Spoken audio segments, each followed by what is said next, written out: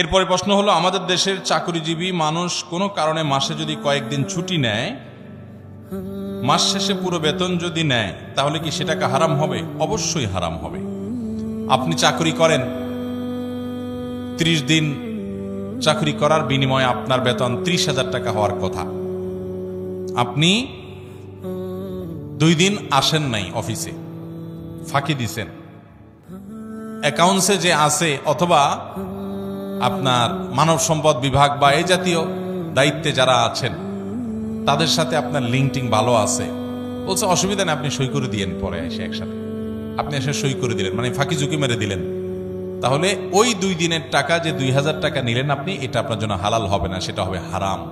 কারণ আপনি পরিশ্রম দেওয়া ছাড়াই মিশামিশি কোম্পানি থেকে বা সরকার থেকে ওই টাকাটা গ্রহণ করেছেন।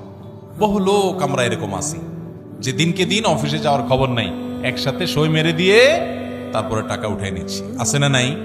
ভাইরা আমার, এটা হালাল হবে না, হারাম হবে, হারাম হবে। অনেকে আমরা এই হারাম কাজটার সাথে বিভিন্নভাবে জড়িত। সরকারি অফিসে যাবেন, বহু লোক পাবেন এরকম, দিনকে দিন উনি নাই। বিশেষ করে অফিসার যত বড় হয় এই টাইপের অপরাধগুলো তত বেশি হয়, যে উনি অফিসের প্রধান কর্মকর্তা, যার কারণে ওনারা দেখার কেউ নাই, আর নিচে যারা আছে তারা ভয়ে কোথাও বলতেও পারে না, বলেও না, সবাই নিজের সুবিধা পাওয়ার জন্য ওনাকে জিহুজুর করে। উনি ওই চান্সে একসাথে এসে পুরো মাসের সই বা কয়েকদিনের সই একদিন করে দেয়। আছে না নাই এই রোগটা? ওই কয়দিনের উপার্জন হালাল হবে না।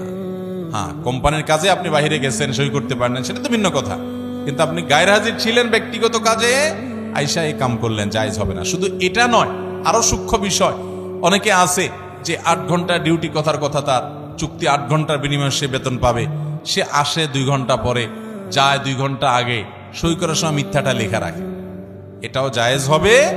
হ্যাঁ, যদি আপনি যার চাকরি করেন, কোন একটা প্রতিষ্ঠানে চাকরি করেন, আপনার মালিক, সে 2 ঘন্টা পরে আসেন, আধা ঘন্টা পরে আসেন, 20 মিনিট পরে আসেন, এটা সে অ্যালাউ করে, সে জানে এবং আপনাকে কিছু বলে না, সে মেনে নেয়, তাহলে ভিন্ন কথা, সেটা আপনার জন্য জায়েজ হতে পারে।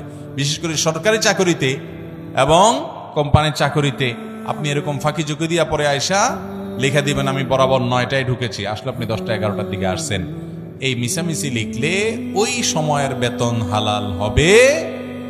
ভাই, ইবাদতের স্বাদ পাবেন না যদি বেতন হারাম হয়, দোয়া কবুল হবে না যদি বেতন হারাম হয়। ওই মক্কায় গিয়া দোয়া করলেও হাদিসে আছে দোয়া কবুল হবে না, আন্না ইউস্তাজাবু লিযালিক, দোয়া কবুল হবে না যদি হারাম উপার্জন। হারাম উপার্জন এমন ডেঞ্জারাস জিনিস, আপনি আমল কম করেন, উপার্জনটা যেন হালাল থাকে সেই চেষ্টা করবেন ইনশাআল্লাহ।